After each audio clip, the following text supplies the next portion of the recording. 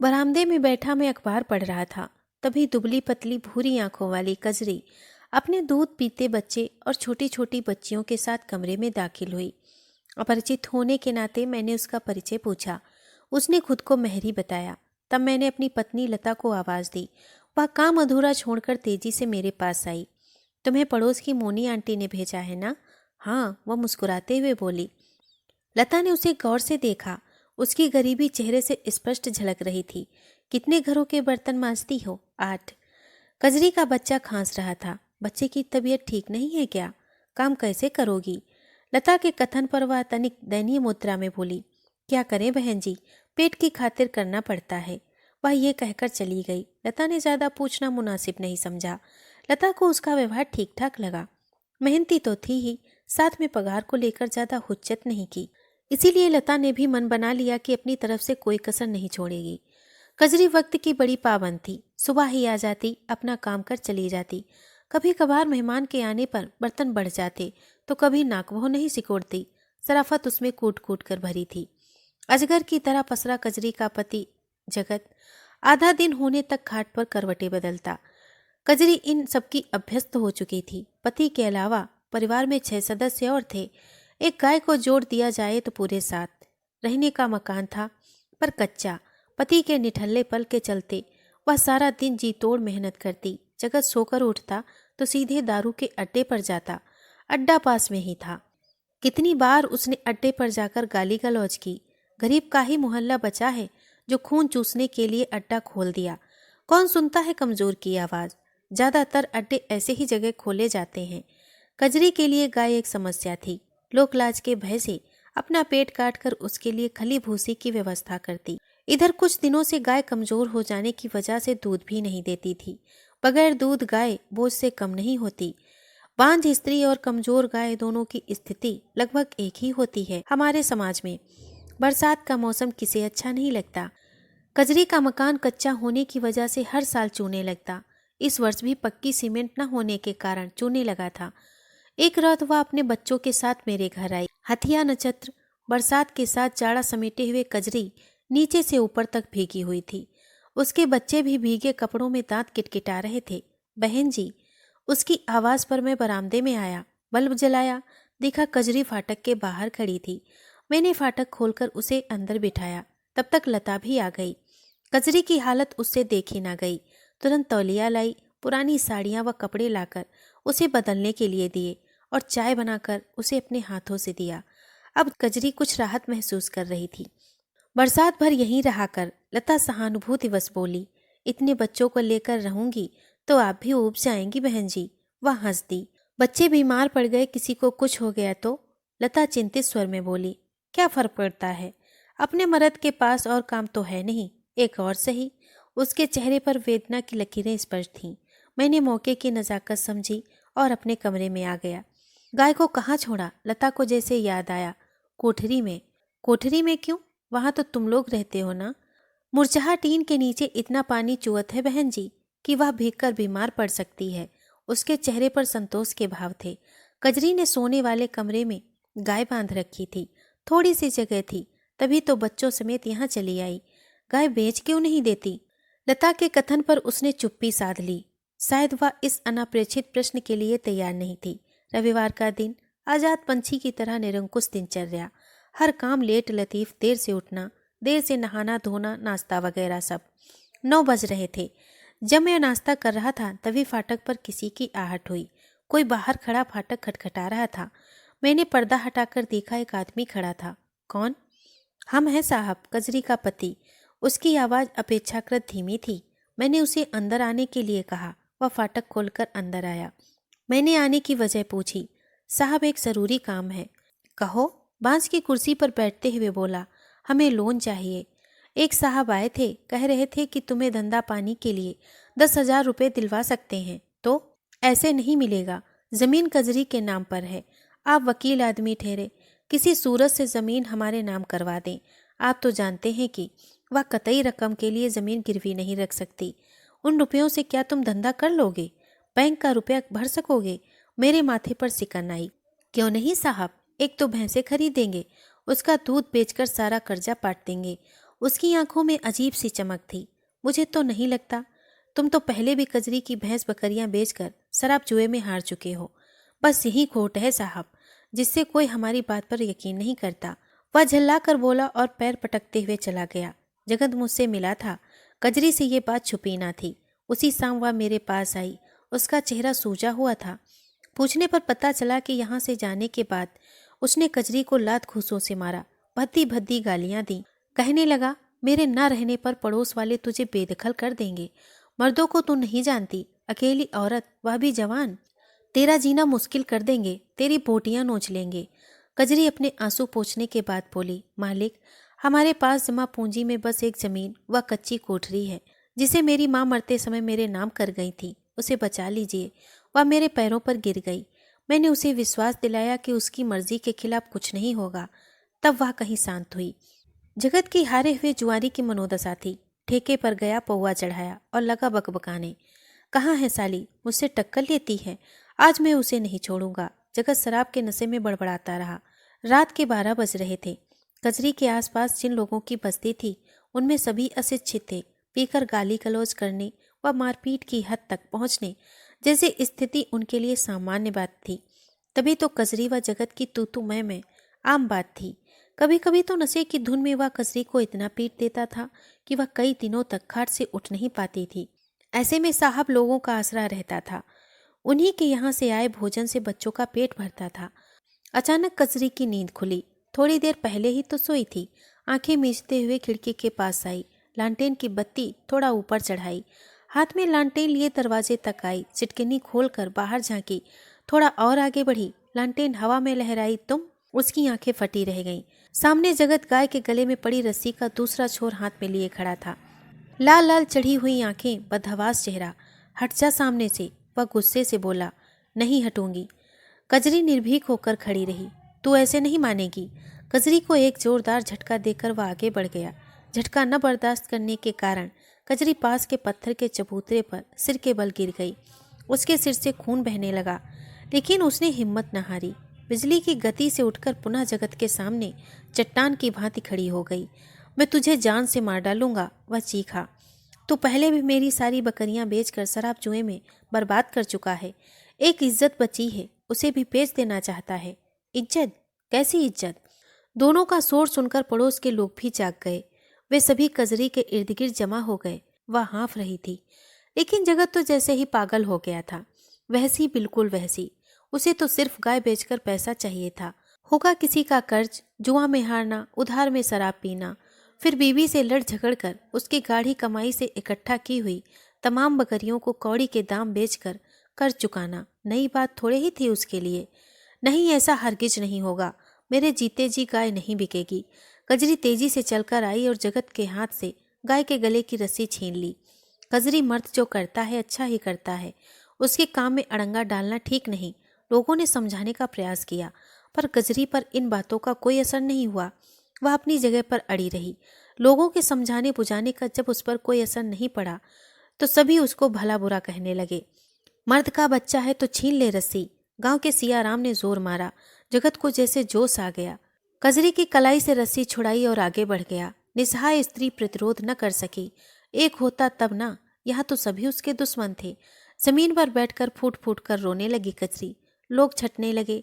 सभी अपने अपने घरों में जा चुके थे, लेकिन कजरी वैसे ही पूरी रात बैठे गुजार दी।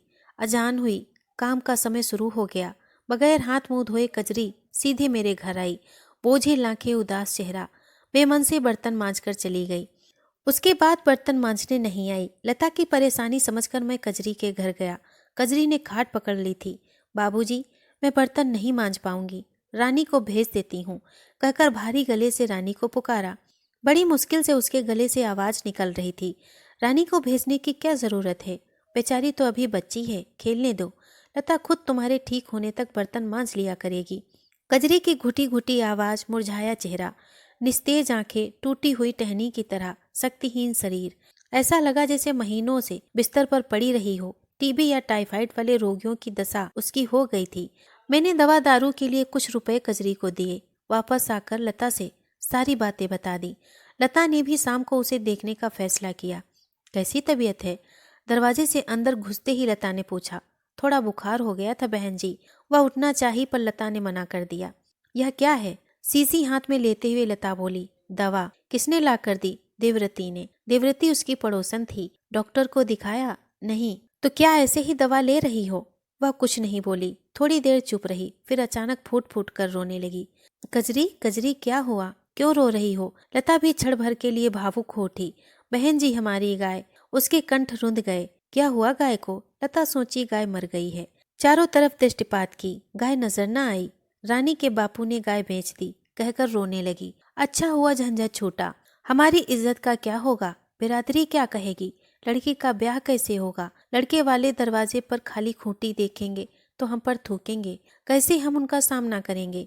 यह सब बकवास है। जात बिरादरी परंपरा प्रथा क्या खाने को देंगे? यह सब ढकोसला है। अपनी बेटी को पढ़ाओ लिखाओ, उसे अपने पैरों पर खड़ा करो। एक क्या 1000 लड़के तेरी बेटी का हाथ थामेंगे। कजरी पर लता की बातों का असर हुआ। अपने आंसू पोछे, कमरे में रखी लालटेन की रोशनी रह रहकर तेज हो उठती तो कभी मध्यम। शायद तेल कम हो गया था। एक मरघट सा सन्नाटा छाया हुआ था। रह रहकर लता के शरीर में एक सिहरन सी दौड़ जाती। बहन जी जानती हैं हमार माँ ने हमार नाम कजरी क्यों रखा? कजरी के चेहरे पर मुस्कुराहट के भाव थे। क्यों? लता का स्वर किंचित धीमा था। 3 भाई बहनों के लगातार मरने के बाद मेरी माँ ने मुझे एक नाई को जन्म के साथ ही दे दिया था। फिर दमड़ी देकर खरीदा।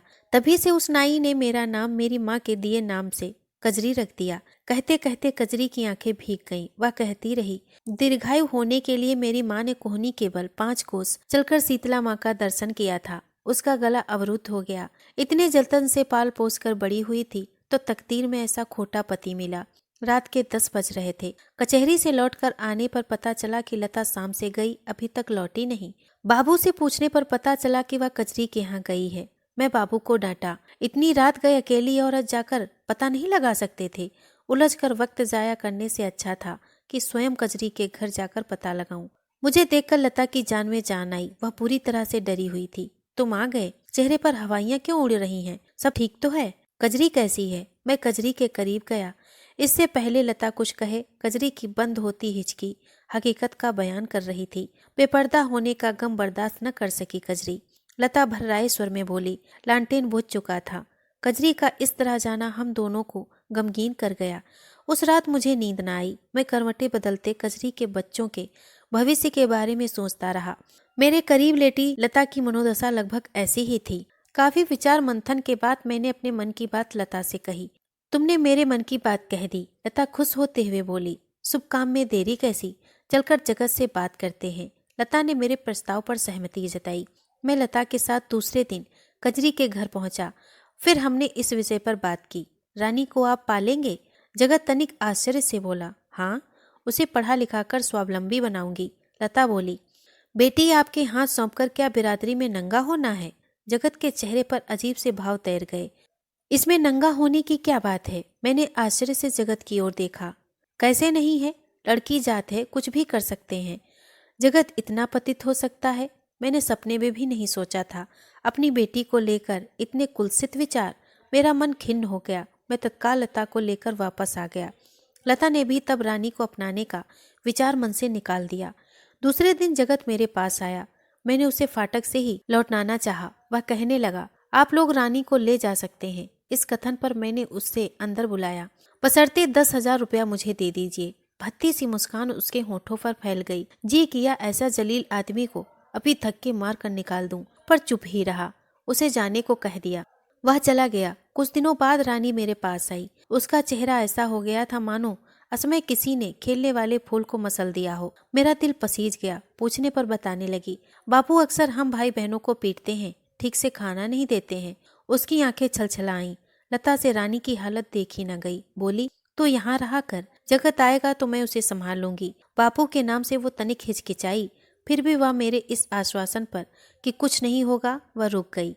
शाम के वक्त में जैसे ही कचहरी से आकर कपड़े बदल रहा था, फाटक पर कुछ लोगों की भीड़ लगी हुई थी। वे लोग फाटक पीट रहे थे। हड़बड़ाकर शंकाग्रस्त में फाटक तक आया। देखा 8 लोग लाठी लिए खड़े थे। भावी अनिष्ट की कल्पना मात्र से ही मैं सिरे उठा। वकील साहब फाटक खोलिए, एक ने कहा। उसके स्वर में आक्रोश स्पष्ट था। क्यों, आप लोग क्या चाहते हैं? तब तक लता भी आ गई। मैंने उसे अंदर रहने का इशारा किया। आप रानी को उठा लाए हैं? भीड़ से आवाज उभरी। नहीं, वह स्वयं आई है, वे ऊंची आवाज में बोले। तभी अन्य लोग भी फाटक जोर जोर से पीटने लगे। वह फाटक खोलने के लिए मजबूर कर रहे थे।